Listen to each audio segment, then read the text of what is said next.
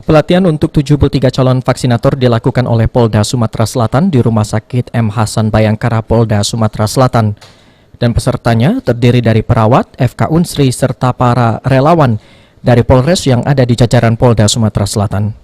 Diberlakukannya pelatihan untuk 73 vaksinator ini untuk memenuhi tenaga vaksinator yang telah ada saat ini, guna mendukung program vaksinasi 1 juta orang per hari yang saat ini sedang gencar dilakukan.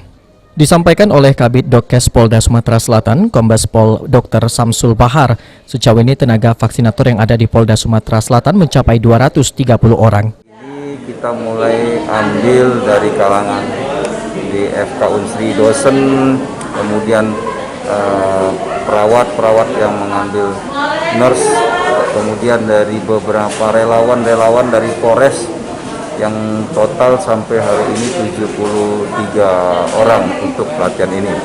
Tentunya dengan anggapan bahwa apabila nanti vaksinasi terus berjalan, terus berlanjut, sehingga kita butuhkan tenaga vaksinator untuk memenuhi kebutuhan vaksinator yang ada. Nantinya 73 vaksinator yang telah mendapatkan pelatihan akan disebarkan di Polres jajaran Polda Sumatera Selatan untuk melakukan tugasnya dalam menjalankan vaksinasi.